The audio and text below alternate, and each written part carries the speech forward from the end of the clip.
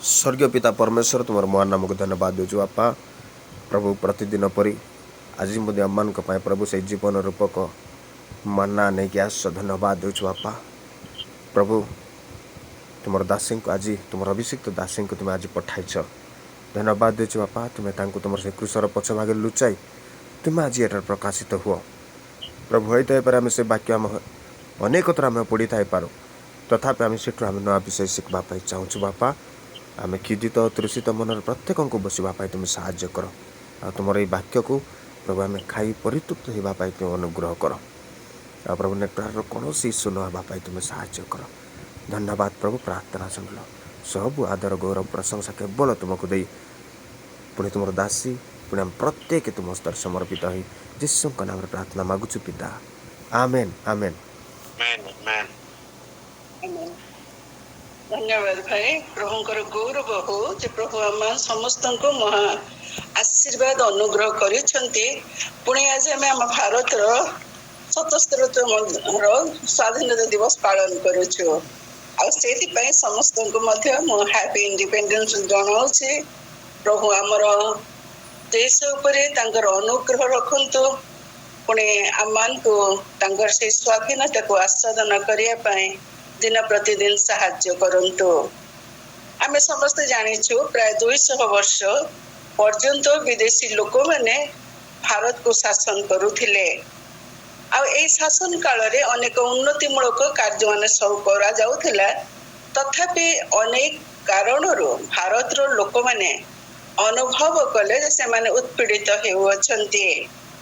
आ सेति पय स्वाधीनता आंदोलन आरंभ हला। आम जानिछु आमनकर देशर महात्मा गांधी नेतृत्व रे किपरि विदेशी शासन रो आमनकर देश मुक्त हला। आ सेतबेले मुक्त गला सेतबेले आमनकर नेता मानक सम्मुख रे गोटे बड़ आह्वान थिला। कारण से समय अनेक गोटे प्रिंसली स्टेट थिले, राजकीय राजुड़ा राज्य सब थिले। आ से सब को एकत्रित करी भारत किपरि एक भारत निर्माण परिकल्पना हैला। आ से प्राय 565 प्रिंसली स्टेट थिला। आ जोठी राजा, नवाब, महाराजा, सुल्तान एमानकर शासन थिला। आ सेमान को मुक्त करी दिया गला एवं सेमान को निज निजर निष्पत्ति निजे नेबा निमंते मुक्त कर दिया गला। अर्थात से माने भारतर अंश हेबे कि ना ता से माने निजे निजे जेमती मनोनयन करिवे। किंतु आम देश जो नेता माने थिले आम समझ जानिछु पंडित जवाहरलाल नेहरू, सरदार वल्लभ भाई पटेल एमान को बलिष्ठ नेतृत्व बल रे ए राज्य सब एकत्रित करा जाय पारिले ओ भारत निर्माण हैला। 1947 लॉर्ड माउंटबेटन भारत रो वाइस राय थे।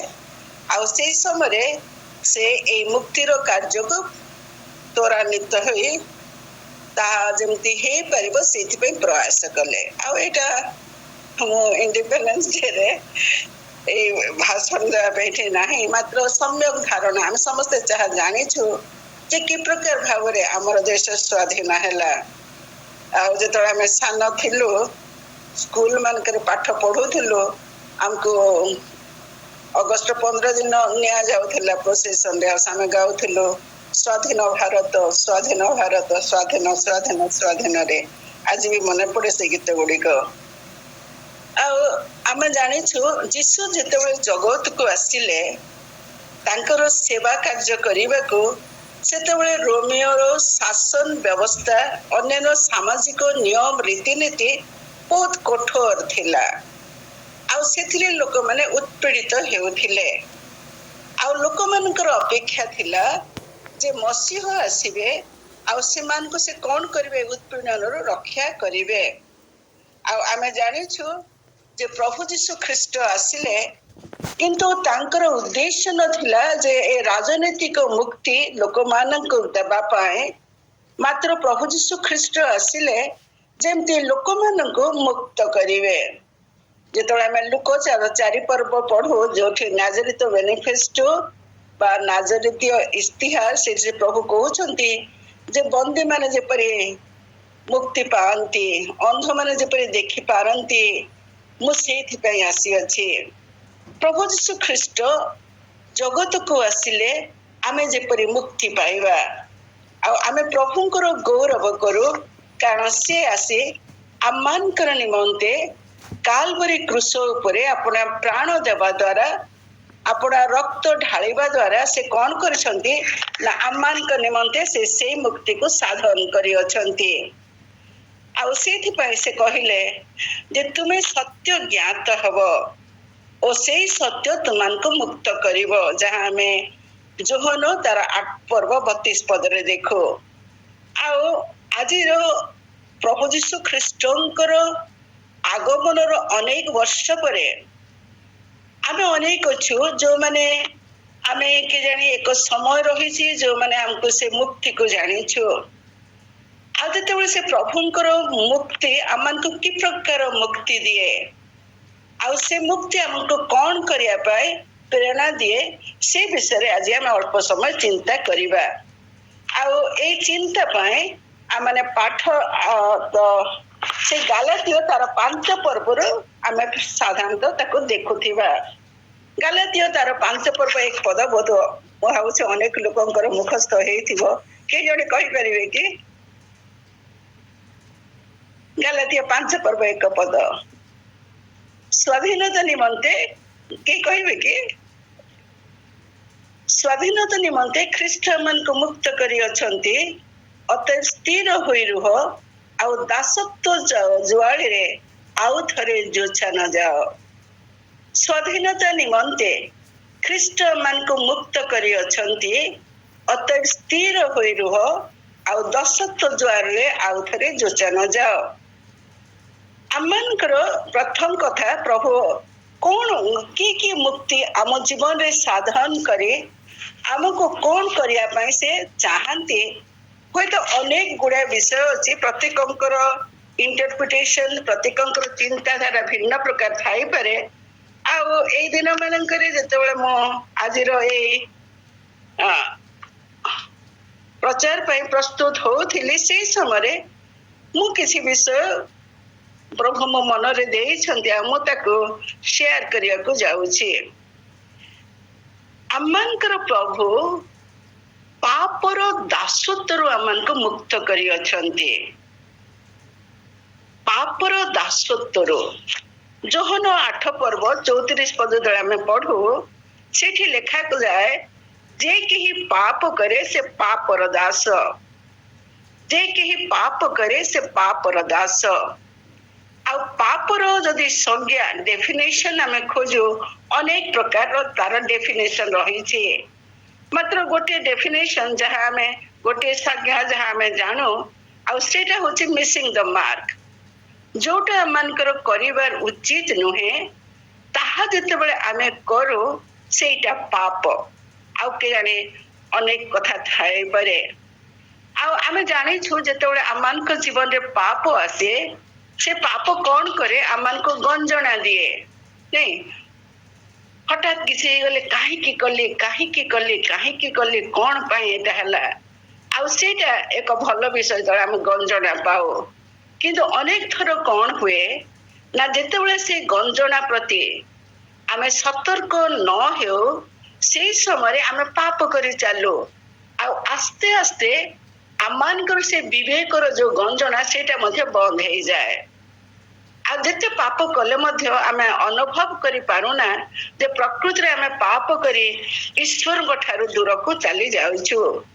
ଆଉ ଆସ୍ତେ ଆସ୍ତେ ଆମେ କ'ଣ କରୁ ନା, ସେ ପାପର ଦାସତ୍ୱ ଆମେ ହେଇଯାଉ, ଦାସ ହେଇଯାଉ। ସେ ଆମ ଉପରେ କଣ୍ଟ୍ରୋଲ କରେ। ସେଥିପାଇଁ କୁହାଯାଏ the things you cannot control controls yourself। ଯାହାକୁ ଆମେ ନିଜେ ଆୟତ୍ତାଧୀନ ନିୟନ୍ତ୍ରଣାଧୀନ କରିପାରୁନା, ସେ ଆପେ ଆପେ ଆମମାନଙ୍କୁ କ'ଣ କରେ? ତାର ନିୟନ୍ତ୍ରଣକୁ ନେଇଯାଏ। ଆଉ ସେଇଥିପାଇଁ ପ୍ରଭୁ ସେଦିନ ଆସିଥିଲେ ଯେପରି ସେ ଆମମାନଙ୍କୁ ପାପରୁ ମୁକ୍ତ କରିବେ। ସେ ଯୋହନ 8 ପର୍ବ 36 ପଦ ଯଦି ଆପଣମାନେ ଦେଖିବେ, ସେଠି ଲେଖାଯାଏ, ଅତଏବ ଯଦି ପୁତ୍ର ତୁମମାନଙ୍କୁ ମୁକ୍ତ କରିବେ, ତାହେଲେ ତୁମମାନେ ପ୍ରକୃତରେ ମୁକ୍ତ ହବ। ଆଉ ସେଇ ମୁକ୍ତି ପାଇଁ ଆମମାନଙ୍କୁ ପୁତ୍ରଙ୍କର ଆବଶ୍ୟକତା ହେଇଛି। ଆଉ ଆମେ ଜାଣିଛୁ ଆମମାନଙ୍କର ସେଇ ସଦାପ୍ରଭୁ ପରମେଶ୍ୱରଙ୍କ ଏକମାତ୍ର ପୁତ୍ର ସେ ଆମମାନଙ୍କୁ ତାଙ୍କର ପ୍ରାଣର ବିନିମୟରେ ମୁକ୍ତ କରି ଅଛନ୍ତି।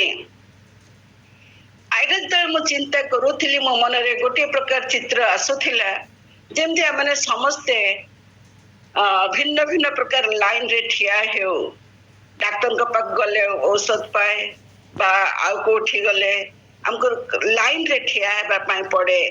ଆଉ ଏଇଟା ଯେତେବେଳେ ମୁଁ କହୁଛି ମୋର ମନେ ହୁଏ ଯେମିତି ଆମେ ମୃତ୍ୟୁର ଲାଇନରେ ଠିଆ ହେଇଛୁ।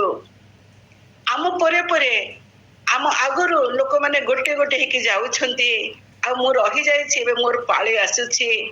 ଆଉ ଅଳ୍ପ ସମୟ ପରେ କେଜାଣେ ସେ ଯୋଉମାନେ ମତେ ମାରିବା ଲୋକ ସେମାନେ ଆସିବେ, ମତେ ନେଇଯିବେ ମୃତ୍ୟୁ ଆଡକୁ। ଆଉ ଯେତେବେଳେ ମୋର ପାଳି ଆସିଛି ହଠାତ୍ ମୁଁ ଦେଖୁଛି ମୋ ସମ୍ମୁଖରେ ଜଣେ ବ୍ୟକ୍ତି ଠିଆ ହେଇ ମତେ କହୁଛନ୍ତି ତାର କିଛି ଦୋଷ ନାହିଁ, ମୁଁ ତା ପାଇଁ ମୂଲ୍ୟ ଦେଇଅଛି, ସେ ରକ୍ଷା ପାଇଅଛି।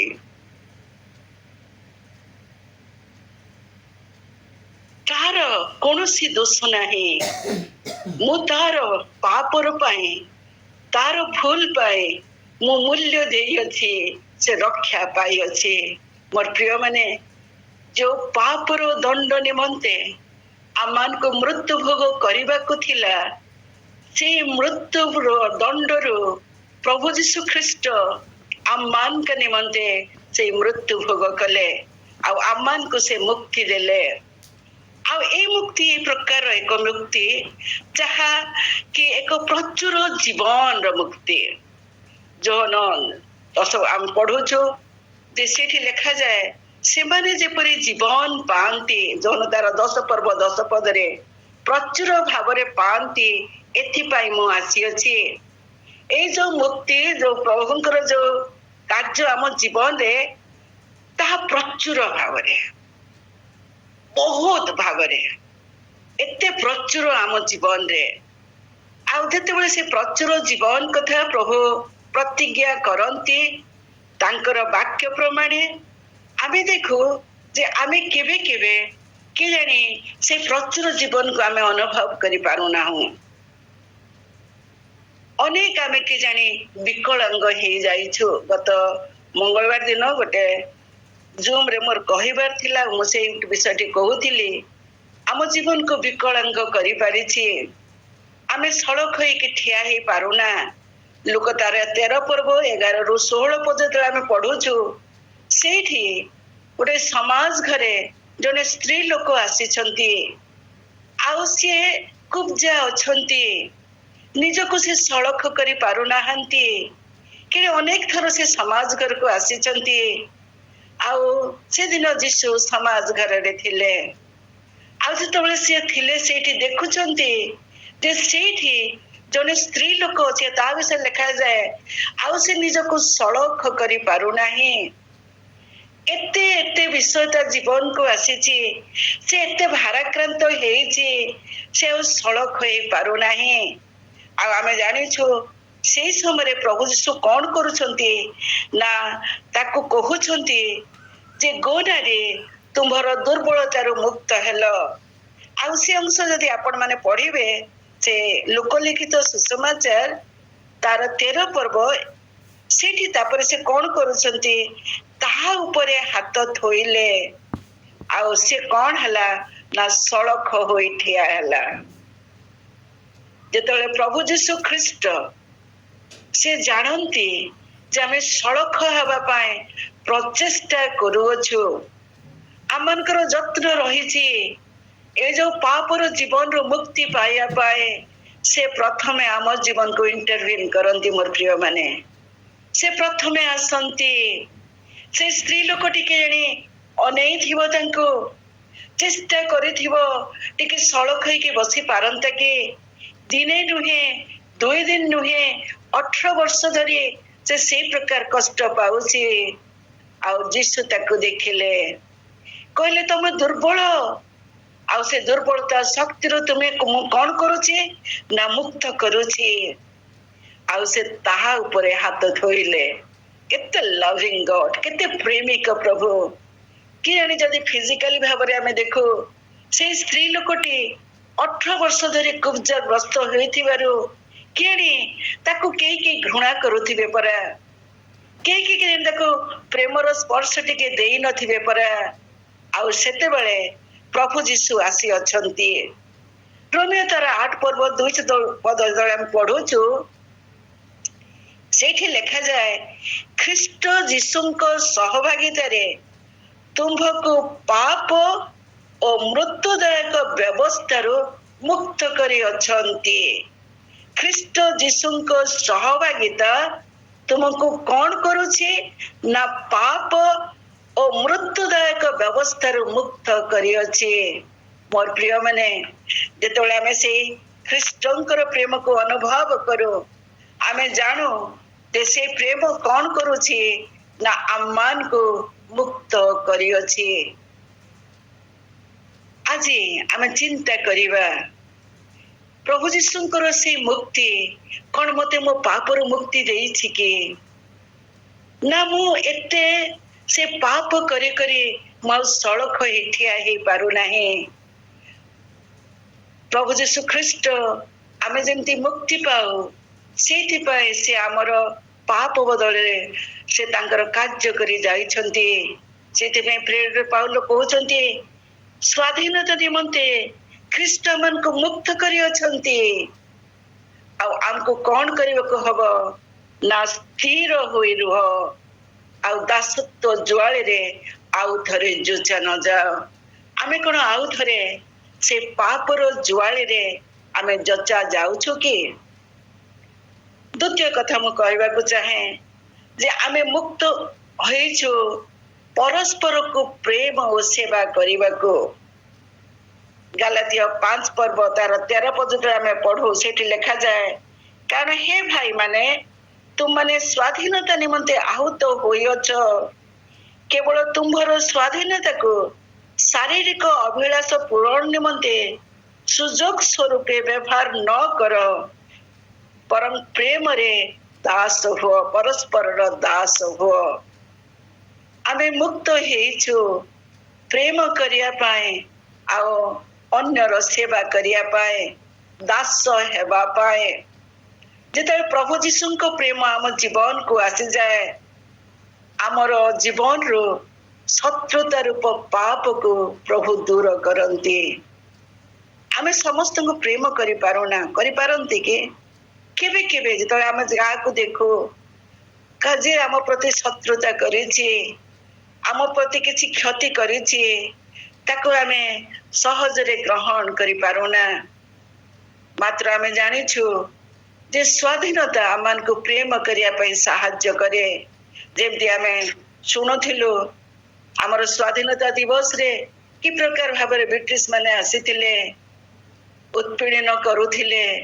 କେବଳ ସେତିକି ନୁହେଁ ମୋର ପ୍ରିୟ ମାନେ, ଅନେକ ଲୋକ ଆସିଥିଲେ, ମିଶନାରୀ ମାନେ, ଯୋଉମାନେ ପ୍ରଭୁଙ୍କର ପ୍ରେମ ଯେତେବେଳେ ସେମାନଙ୍କ ଜୀବନକୁ ଆସିଲା, ସେଇ ପ୍ରେମକୁ ବାଣ୍ଟିବା ପାଇଁ। ଆଉ ଯେତେବେଳେ ମିଶନାରୀ ମାନେ ଆସିଲେ, ସେମାନଙ୍କର ଜୀବନ ଏକ ସହଜ ଜୀବନ ନଥିଲା। ଅନେକ କଷ୍ଟ ସେମାନେ ସହ୍ୟ କରିଛନ୍ତି। ଆପଣମାନଙ୍କ ଅଞ୍ଚଳରେ, ମୋର ଅଞ୍ଚଳରେ ଥିବା ଅନେକ ମିଶନାରୀ ମାନଙ୍କୁ ମୁଁ ଜାଣେ। କିନ୍ତୁ ସେମାନେ ଆସିଥିଲେ, ଛୋଟ ମୁଁ ଥିଲି। ମାତ୍ର ଯେତେବେଳେ ପରବର୍ତ୍ତୀ ସମୟରେ ମୁଁ ଗଲି ଇଂଲଣ୍ଡକୁ, ସେଇ ସମୟରେ ଶୁଣୁଥିଲି ସେମାନଙ୍କର କଷ୍ଟର କାହାଣୀ, କେମିତି ସେମାନେ କଷ୍ଟ ସ୍ୱୀକାର କରୁଥିଲେ, କେମିତି ସେମାନଙ୍କ ନିମନ୍ତେ ରୋଗ ସବୁବେଳେ ଏକ ବିଶେଷ ବାଧାର କାରଣ ଥିଲା। କିଏ ତାର ସ୍ତ୍ରୀକୁ ହରେଇଲା, କିଏ ତାର ପୁଅକୁ ହରେଇଲା, କିଏ କଣ କଲେ, ଏ ପ୍ରକାର ସେମାନେ ବିପଦଗ୍ରସ୍ତ ହେଲେ ଯେ କାହାର ପୁଅ ଅନ୍ଧ ହେଇଗଲା। ମୁଁ ଜାଣେ ଜଣେ ମିଶନାରୀ, ସେ ଦୀପ୍ତିପୁରରେ ଥିଲେ।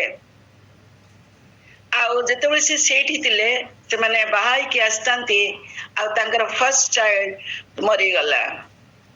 ଆଉ ଯେତେବେଳେ ଦ୍ୱିତୀୟଟାକୁ କନସିଭ୍ କରୁଛନ୍ତି, ସେତେବେଳେ ସେମାନେ କାମ କରୁଥାନ୍ତି। ଆଉ ଦୀପ୍ତିପୁରରେ ଗୋଟେ ଛୋଟିଆ ଗାଁ, କିଛି ନଥାଏ। ଆଉ କୌଣସି ଜିନିଷ କିଣିବା ପାଇଁ ଏକ ଫାର୍ମ ସେମାନେ ଆରମ୍ଭ କରୁଥାନ୍ତି, ଏଗ୍ରିକଲଚର ସେଣ୍ଟର। ଆଉ ସେମାନେ ସମ୍ବଲପୁରକୁ ଗଲେ। ଆଉ ଟିକେ ଅସାବଧାନ ବଶତଃ ସେ ମିଶନାରୀଙ୍କର ସ୍ତ୍ରୀ ମିସେସ୍ ସ୍ମିଥ ସେ ଗୋଟେ ଖାଲରେ ପଡିଗଲେ। ଆଉ ବହୁତ କଷ୍ଟରେ ତାଙ୍କୁ ଉଠାଗଲା, ତାଙ୍କର ଟ୍ରିଟମେଣ୍ଟ କରାଗଲା। ସେଇ ସମୟରେ ତାଙ୍କର ସେକେଣ୍ଡ ଚାଇଲ୍ଡକୁ ସେ କନସିଭ୍ କରିଥାନ୍ତି। ଆଉ ପରେ ଜଣାଗଲା ତାଙ୍କର ଟ୍ୱିନ୍ସ ଅଛନ୍ତି। ଆଉ ତାଙ୍କର ଯେତେବେଳେ ପ୍ରସବ ସମୟ ଆସିଲା କୋଉଠିକି ନେବା ପାଇଁ ତାଙ୍କ ପାଖରେ ସେ ପ୍ରକାର ସାଧନ ନଥିଲା। ଦୀପ୍ତିପୁର ହସ୍ପିଟାଲ ଯେତେବେଳେ ଆରମ୍ଭ ହେଇଥାଏ, ଆଉ ସେଇଠି ତାଙ୍କର ଡେଲିଭରି ହେଲା। ଆଉ ସେଇଠି ତାଙ୍କର ପ୍ରଥମ ପୁଅ, ଦୁଇଟା ଯାକ ପୁଅ ଥିଲେ, ଜଣକ ନା ପିଟର ଆଉ ଜଣକ ନା ପଲ୍। ଯେତେବେଳେ ଦ୍ୱିତୀୟ ପୁଅଟି ଜନ୍ମ ହେଲା, ତା ପାଇଁ ଯଥେଷ୍ଟ ଅକ୍ସିଜେନ ନଥିଲା। ସେଇଠି ଦୀପ୍ତିପୁରରେ କୌଣସି ବ୍ୟବସ୍ଥା ନଥିଲା।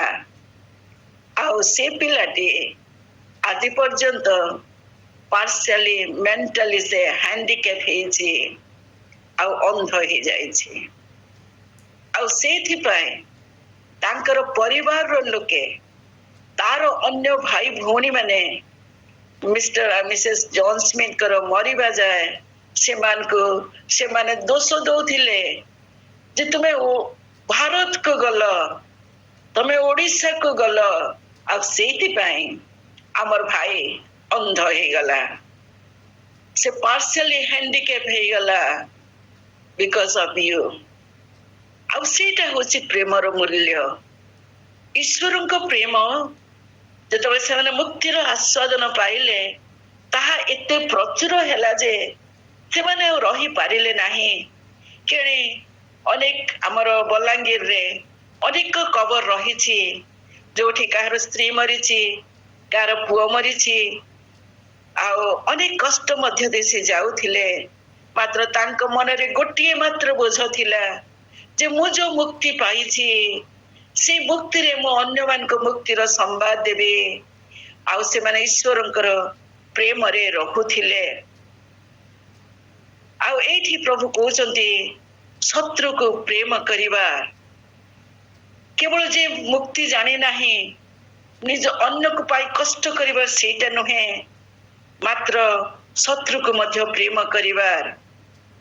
ଆମେ ଜାଣିଛୁ ଯେ ସାଉଲ ଥିଲେ, ଆଉ ସାଉଲ କଣ କରୁଥିଲେ, ସେ ଯାଉଥିଲେ ଯେମିତି ଯୋଉମାନେ ସେ ନୂଆ ପଥରେ ଯାଉଛନ୍ତି ସେମାନଙ୍କୁ ବାନ୍ଧି ଟାଣି ଆଣିବା ପାଇଁ, ଆଉ ଆତଙ୍କର ଜୀବନ ସେ କାଟୁଥିଲେ।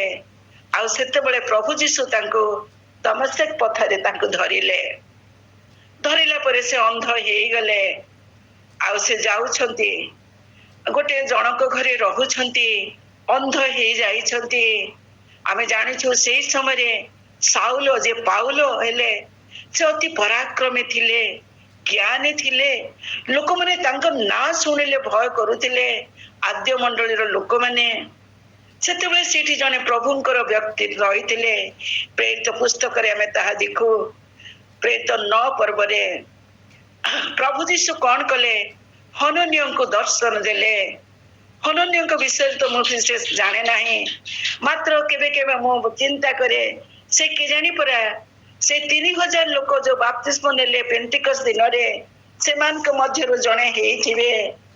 ଆଉ ପ୍ରଭୁଙ୍କୁ ତାଙ୍କୁ ଦର୍ଶନ ଦେଇ କହୁଛନ୍ତି, ହନନ୍ୟ ତମେ ଚାଲ, ଆଉ ସେଇଠି ସାଉଲ ଆସିଛି, ଆଉ ସେ ତମଙ୍କର ସେବା ତମର ପ୍ରେମକୁ ଅପେକ୍ଷା କରୁଛି। ମଣିଷ ଥିଲେ ହନନ୍ୟ, ଆଶ୍ଚର୍ଯ୍ୟ କହିଥିବେ କେମିତି ମୁଁ ତା ପାଖକୁ ଯିବି, ସେ ଆମ ଲୋକମାନଙ୍କୁ ତାଡନା କରୁଛି, ତା ନାଁ ଶୁଣିଲେ ଆମ ଲୋକମାନେ କବାଟ ବନ୍ଦ କରିକି ଘରେ ରହୁଛନ୍ତି। ଆଉ ପ୍ରଭୁ ତାଙ୍କୁ କହିଲେ ତମକୁ ଯିବାକୁ ପଡିବ, ସେ ତମର ଅନେକ କ୍ଷତି କରିଛି, ତମର ବିଶ୍ୱାସର ଲୋକମାନଙ୍କର ଅନେକ ସେ କ୍ଷତି କରିଛି, ହେଲେ ହନନ୍ୟ ତମକୁ ଯିବାକୁ ପଡିବ।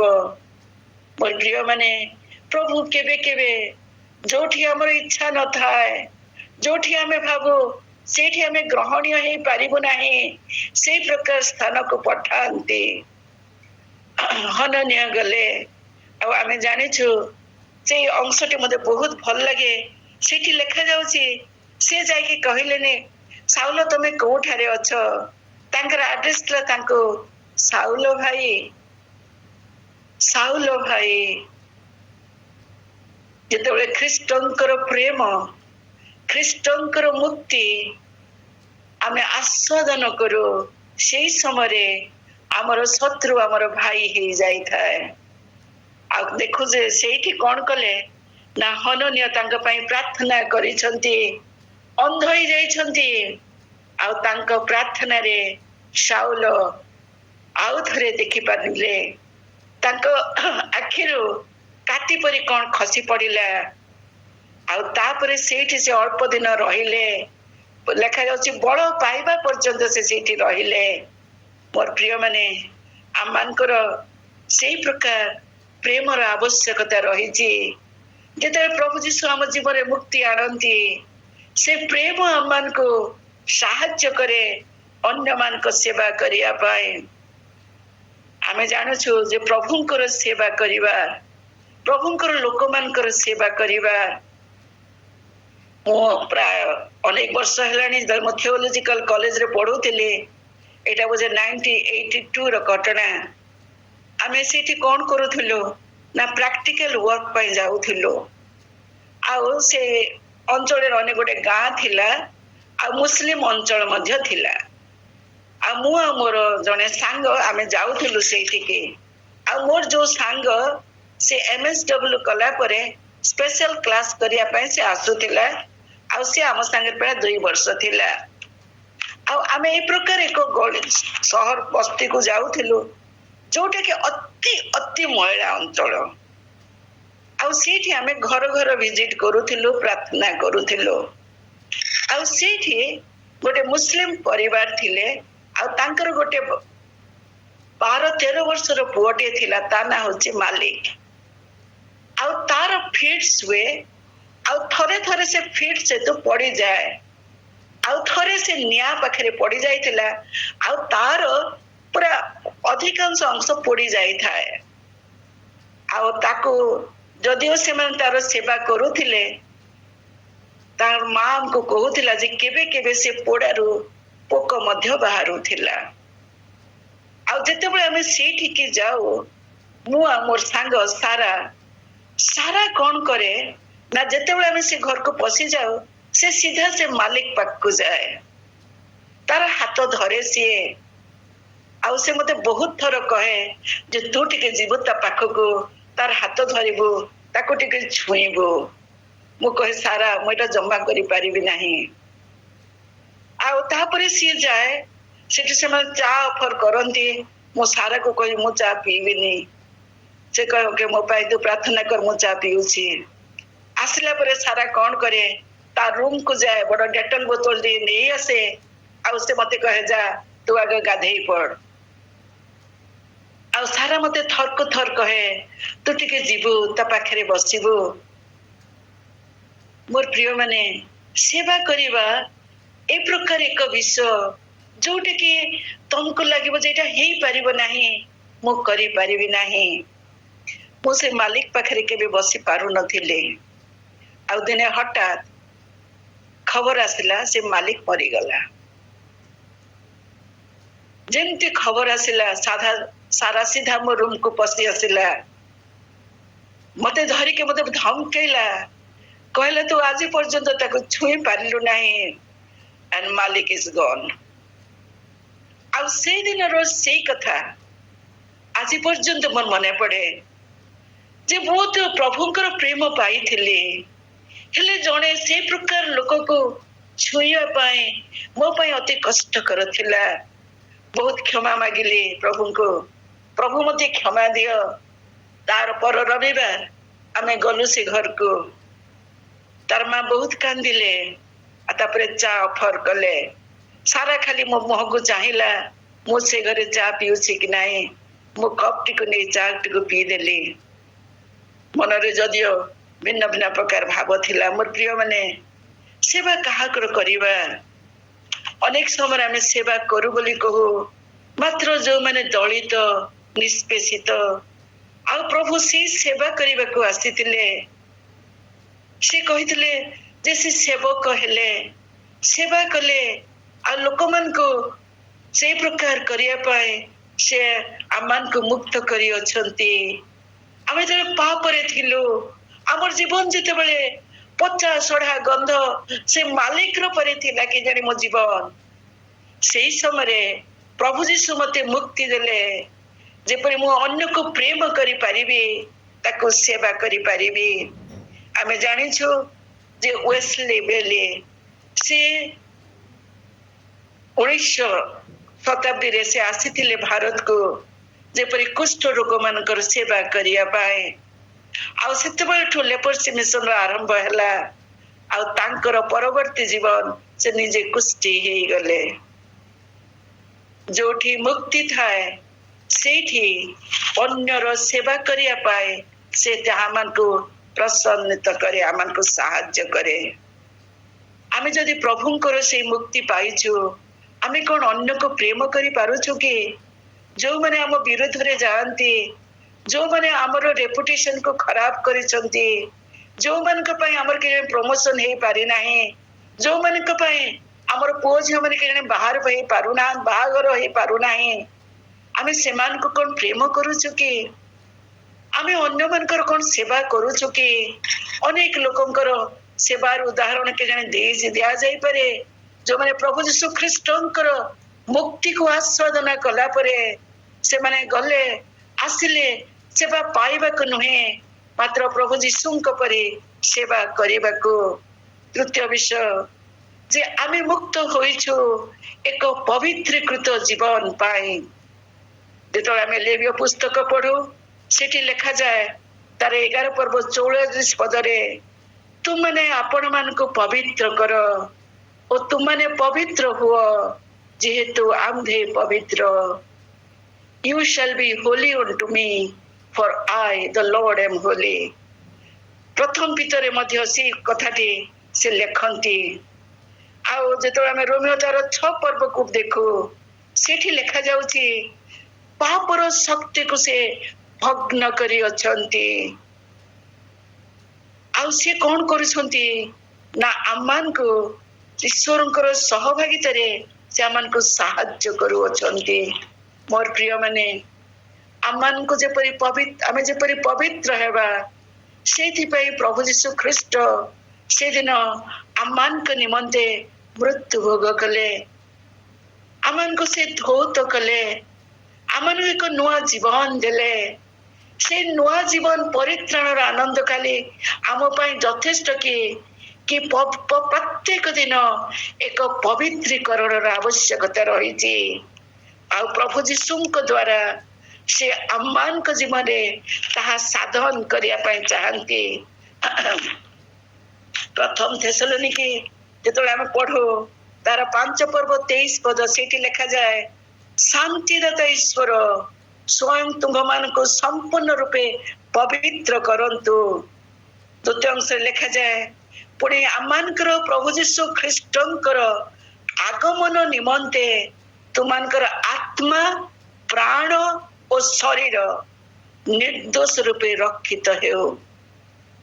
ଆମମାନଙ୍କର ଏକ ପବିତ୍ରୀକୃତ ଜୀବନ ପ୍ରତ୍ୟେକ ଦିନ ପାଇଁ ଆବଶ୍ୟକତା ରହିଛି। ଆମ ଜୀବନର ପ୍ରତ୍ୟେକଟି ବିଷୟରେ ପ୍ରଭୁଙ୍କର ଇନଭଲଭମେଣ୍ଟ ଦରକାର ରହିଛି। ପ୍ରତ୍ୟେକ ଅବସ୍ଥାରେ ସେ ଯେମିତି ଆମ ଜୀବନରେ କର୍ତ୍ତୃତ୍ୱ କରିବେ। God must be involved in every aspects of our life, every aspects। ସବୁ ପ୍ରକାର ବିଷୟରେ ସେ ଅବସ୍ଥାନ କରିବାର ରହିଅଛି। ଆଉ ସେଇଥିପାଇଁ କହୁଛି ଯେ ସେମାନଙ୍କୁ ଈଶ୍ୱରଙ୍କ ଦୟା ହେତୁ ବିନତି କରି କହୁଅଛନ୍ତି। ଯେତେବେଳେ ଆମେ ରୋମିଓ ତାର 12 ପର୍ବରେ ଦେଖୁ, ହେ ଭାଇ ମାନେ, ଈଶ୍ୱରଙ୍କ ତୁମମାନଙ୍କୁ ବିନତି କରି କହୁଅଛି, ତୁମମାନେ ଆପଣ ଆପଣ ଶରୀରକୁ ସଜୀବ, ପବିତ୍ର ଓ ନିର୍ମଳ କରି ରଖ। ମୋର ପ୍ରିୟ ମାନେ, ଆଜି ଆମେ ଚିନ୍ତା କରିବା, ଆମେ ପରିତ୍ରାଣ ପାଇଛୁ, ଆମେ ପ୍ରଭୁଙ୍କର ସେ ପ୍ରେମ ପାଇଛୁ, ଅନେକଙ୍କର ପ୍ରେମ କରୁଛୁ କେଜାଣି, ହେଲେ ମୋ ଜୀବନ କଣ ଆଜି ପବିତ୍ରୀକୃତ ଏକ ଜୀବନ କାଟୁଛି କି? ନା କୌଣସି ପାପରେ ମୁଁ ଆଜି ପର୍ଯ୍ୟନ୍ତ କେଣେ ସଳଖ ହେଇ ଠିଆ ହେଇପାରୁନାହିଁ। କେଣେ କୌଣସି ବିଷୟ ମତେ ବାଧା ଦଉଛି। ପ୍ରଭୁ ଯୀଶୁ ଖ୍ରୀଷ୍ଟ ଆସିଲେ ଯେପରି ଆମେ ସ୍ୱାଧୀନ ପାଇବା, ସେମାନଙ୍କୁ ମୁକ୍ତ କରି ଅଛନ୍ତି। ଆମମାନଙ୍କର ପ୍ରାଣର ବିନିମୟରେ ସେ ଆପଣା ପ୍ରାଣକୁ ଦେଇ ଅଛନ୍ତି। ଯେତେବେଳେ ଆମେ ଭାରତର ସ୍ୱାଧୀନତା ଦିବସ ଆଜି ପାଳନ କରୁଅଛୁ, ମନେ ରଖିବା ଯେ ପ୍ରଭୁ ଯୀଶୁ ଆମମାନଙ୍କୁ ପାପରୁ ମୁକ୍ତି ଦେବା ପାଇଁ ସେ ଆସିଥିଲେ। ପ୍ରଭୁ ଯୀଶୁ ଆମମାନଙ୍କୁ ପାପରୁ ମୁକ୍ତି ଦେଲେ ଯେପରି ଆମେ ଅନ୍ୟକୁ ପ୍ରେମ କରିବା, ଆମର ଶତ୍ରୁମାନଙ୍କୁ ପ୍ରେମ କରିବା, ଯେ ଯୋଉ ଅବସ୍ଥାରେ ଥାଉ ତାର ଆମେ ସେବା କରିବା ଆଉ ଈଶ୍ୱରଙ୍କ ପ୍ରେମକୁ ପ୍ରକାଶ କରିବା। ତୃତୀୟ କଥା ମୁଁ କହିଲି ଯେ ପ୍ରଭୁ ଚାହାନ୍ତି ଆମେ ଏକ ସାଙ୍କ୍ଟିଫାଏଡ ଜୀବନ କାଟିବା, ପବିତ୍ରୀକୃତ ଜୀବନ କାଟିବା। ଆଉ ଯେତେବେଳେ ଆମମାନଙ୍କର ସେ ଇଚ୍ଛା ହୁଏ, ସେ ଆମମାନଙ୍କୁ ସେଇଥିପାଇଁ ସୁରକ୍ଷିତ କରି ରଖିବେ। ଆଉ ପବିତ୍ର ଆତ୍ମାଙ୍କର ଶକ୍ତି ଆମକୁ ସାହାଯ୍ୟ କରିବ ମୋର ପ୍ରିୟମାନେ। ତେଣୁ ଯତ୍ନ କରୁ, ପ୍ରଭୁଙ୍କର ଆଗମନର ସନ୍ନିକଟ ହେଇ ଆସୁଛି, ଯେପରି ଆମେ ନିଜକୁ ପ୍ରସ୍ତୁତ କରିବା, ନିଜର ଯୋଉ କର୍ତ୍ତବ୍ୟ ତାକୁ ଆମେ କରିବା, ପୁଣି ପ୍ରଭୁଙ୍କ ଆଗମନରେ ଏକ ପବିତ୍ରୀକୃତ ବ୍ୟକ୍ତି ହେଇ ତାଙ୍କ ସମ୍ମୁଖରେ ଠିଆ ହେବା। ପ୍ରଭୁ ଏ ଅଳ୍ପ ବାକ୍ୟ ଉପରେ ଆମମାନଙ୍କୁ ଆଶୀର୍ବାଦ କରନ୍ତୁ। ଆମେନ୍। ଥ୍ୟାଙ୍କ ୟୁ ଲତିକା ଭଉଣୀ। ସ୍ୱାଧୀନତା ନିମନ୍ତେ ଖ୍ରୀଷ୍ଟ ଆମମାନଙ୍କୁ ମୁକ୍ତ କରିଅଛନ୍ତି। ଅତଏବ ସାବଧାନ ଥାଅ, ପୁନର୍ବାର ଦାସତ୍ୱର ଜ୍ୱାଳରେ ଯୋଚା ନ ଯାଅ। ବହୁତ ସୁନ୍ଦର ବାକ୍ୟ। ଆମର ପାପ ଆମକୁ ପାପର ଦାସ କରିଦେଇଥାଏ। ଆମର ଦାସତ୍ୱରୁ କେବଳ ଆଉ କେବଳ ଯୀଶୁ ଆମକୁ ଉଦ୍ଧାର କରିପାରନ୍ତି। ରୋଗରୁ ମୁକ୍ତି, ପାପରୁ ମୁକ୍ତି, ଘୃଣାରୁ ମୁକ୍ତି, ଦାସତ୍ୱ ବନ୍ଧନରୁ ମୁକ୍ତି, ନିଶାରୁ ମୁକ୍ତି, ଖ୍ରୀଷ୍ଟ ଯୀଶୁଙ୍କ ସହଭାଗିତା ଆମକୁ ମୁକ୍ତ କରିଥାଏ। ସ୍ୱାଧୀନତାରେ ପ୍ରେମର ଆନନ୍ଦ ଅଛି, ଶତ୍ରୁତାର ବିଲୋପ ଅଛି। ମୁକ୍ତିର ସମ୍ବାଦ ଅନ୍ୟମାନଙ୍କୁ ଆମେ ପ୍ରଦାନ କରିବା ଏବଂ ଅନ୍ୟମାନଙ୍କୁ ମଧ୍ୟ ମୁକ୍ତିର ସ୍ୱାଦ ଚାଖିବାକୁ ପ୍ରଭୁ ଯୀଶୁଙ୍କର ପ୍ରେମରେ ସିକ୍ତ କରିବା, ଅନ୍ୟର ସେବା କରିବା, ଶତ୍ରୁକୁ କ୍ଷମା କରିବା, ପ୍ରେମ କରିବା। ସେ ଆମକୁ ଯେଉଁ ନୂତନ ଜୀବନ ଦେଇଛନ୍ତି, ପବିତ୍ରତାରେ ସେ ଭରି ଦେଇଛନ୍ତି, ଆମର ଆତ୍ମା ପ୍ରାଣ ଶରୀରକୁ ନିର୍ଦୋଷ ରୂପେ ରକ୍ଷିତ କରିଛନ୍ତି। ଏହା ତ ପ୍ରକୃତରେ ମୁକ୍ତି ଆଉ ସ୍ୱାଧୀନତା ଅଟେ। ଥ୍ୟାଙ୍କ ୟୁ ୱାନ୍ସ ସେକେଣ୍ଡ ଲତିକା ଭଉଣୀ।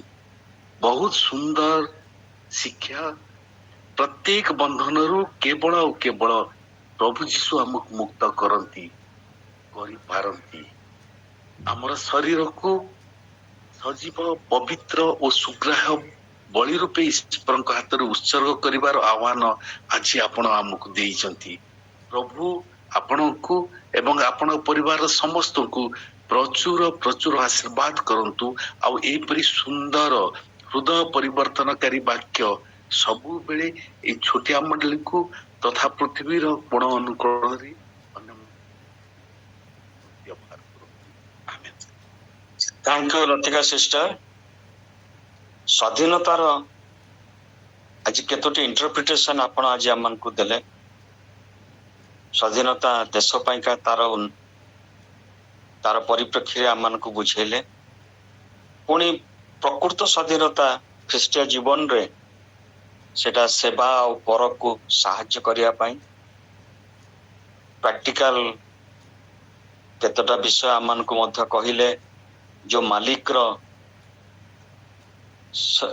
ଅବସ୍ଥା ସାଂଘାତିକ ଥିଲା, ଏପିଲେପ୍ସି ଥିଲା, ଆପଣ ଯାଉଥିଲେ ତାକୁ ଛୁଁ ନଥିଲେ, କିନ୍ତୁ ଦିନ ଆସିଲା ସେ ଚାଲିଗଲା। ଏତେ ପ୍ରାକ୍ଟିକାଲ ଜିନିଷ ଆମ ପ୍ରତ୍ୟେକଙ୍କ ଜୀବନରେ ଆମେ ସମସ୍ତଙ୍କୁ ଛୁଇଁ ପାରୁନୁ। ଆମେ ଜାଣୁଛୁ ସେ ଅସୁବିଧାରେ ଅଛି, ଆମେ ଜାଣୁଛୁ ତାର କିଛି ସ୍ନେହ ଦରକାର, ତାର କିଛି ପ୍ରେମ ଦରକାର ଆମଠୁ, କିନ୍ତୁ ଛୁଇଁବା ପାଇଁ ଆମମାନଙ୍କର ଇଚ୍ଛା ନଥାଏ। ପୁରା ଜୀବନ୍ତ ସାକ୍ଷ୍ୟ ଆମମାନଙ୍କୁ କହିଲେ ମିସେସ ସ୍ମିଥ, ଯୋଉ ମିଶନେରୀ, ଅକ୍ସିଜେନ ଅଭାବରୁ ଗୋଟେ ପିଲା ଜୀବନ ସାରା ବିକଳାଙ୍ଗ ହେଲା, ଅନ୍ଧ ହେଇଗଲା। ଲୋକ, ପରିବାର ଲୋକ, ପରିଜନ, ଜ୍ଞାତି କୁଟୁମ୍ବ ସବୁ ଦୋଷ ଦେଲେ, କାହିଁକି ଓଡିଶା ଗଲ, କାହିଁକି ସେ ରିମୋଟ ରେ କାମ କଲ।